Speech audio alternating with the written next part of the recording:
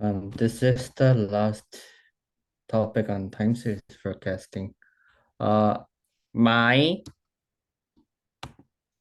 my study topic focuses on mainly the sources from the data camp. You guys will probably hear from somebody saying that data camp is a good place to learn data science. So I am using it.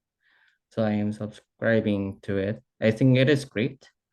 It is great introduction to everything data science related. So I chose such topic because I don't know much about time series. So let's begin.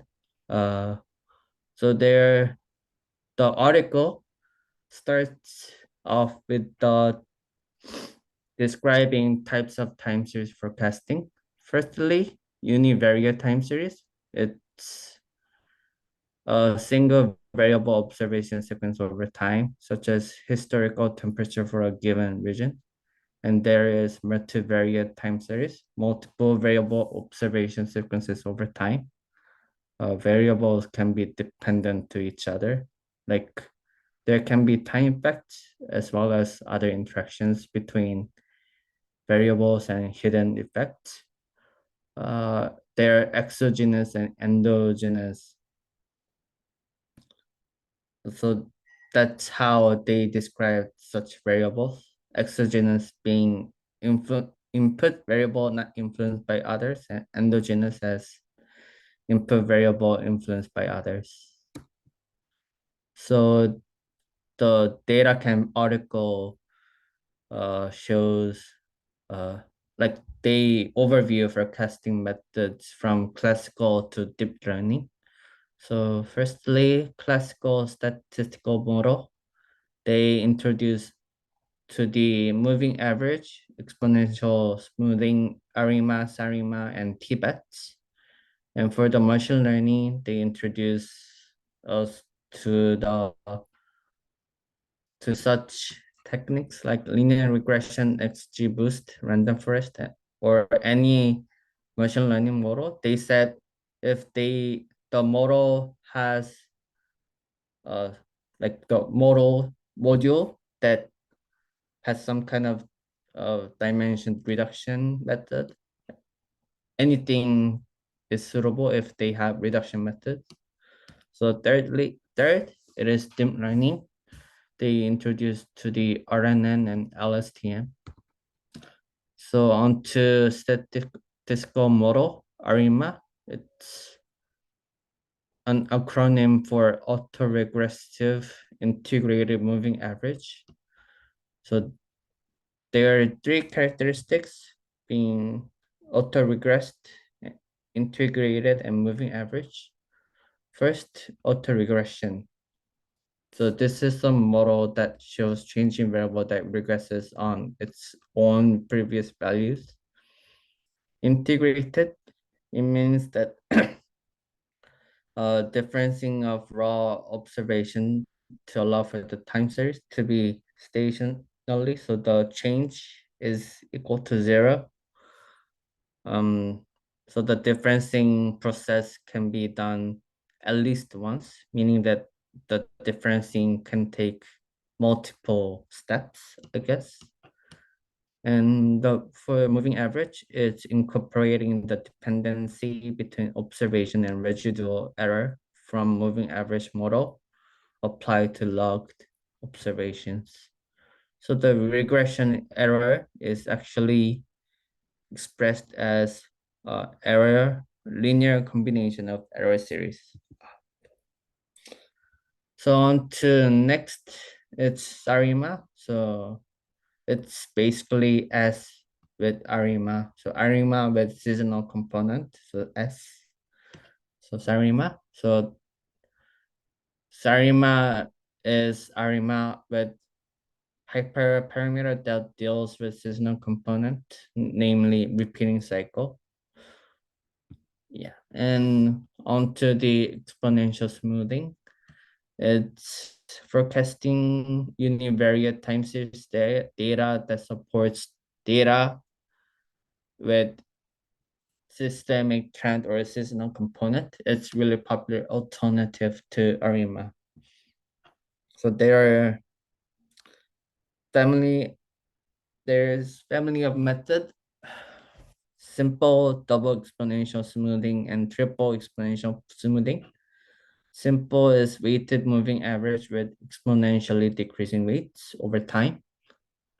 Double exponential smoothing, it's simple with the beta smoothing factor that controls the decay of trend change. And triple is double exponential smoothing with the gamma that controls the influence of seasonal component. So on to simple. So simple only has single parameter called alpha. Double, so there are two types of smoothing methods. So hot smoothing and multiplicative trend. Uh, so hot is linear trend and multiplicative trend is with the exponential trend.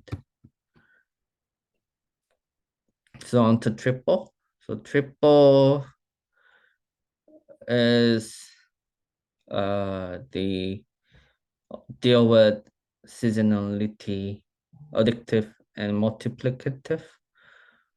So the additive is with the linear seasonality and multiplicative is with the exponential seasonality. They are hyperparameters. So alpha, having only alpha is would be simple. Having alpha and beta should be what is it? Double. And with the phi and gamma, it's with the triple exponential smoothing. So the DataCamp authors also compare between exponential smoothing. So they did some analysis upon trend that has small, like different types of noises. So for the pattern of small noises, a single performs the best, and for the medium, single, and to large noises, single performs the best. But if we get some uh changes, like when we introduce uh like like the trend for the noises, uh like single is performs the best, but the trend line for different models, and there are some differences. So on to Tibet. Tibet's time is defined as time series with multiple seasonality. So they consider daily and weekly, monthly patterns. So the process of Tibet is as below, as numbered.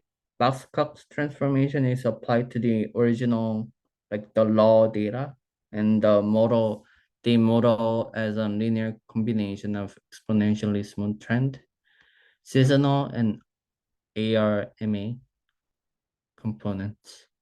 So on to machine learning. The authors touched on the AutoML.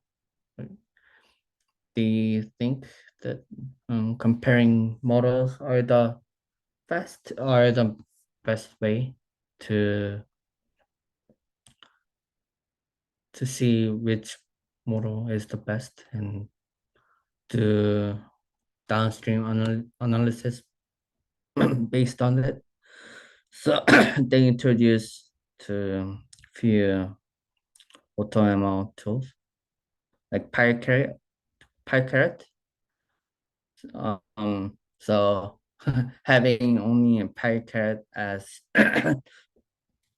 only tool, I think it is insufficient. So I add some other autonomous tools such as Autoglon, Auto like Skitlearn, and a few others.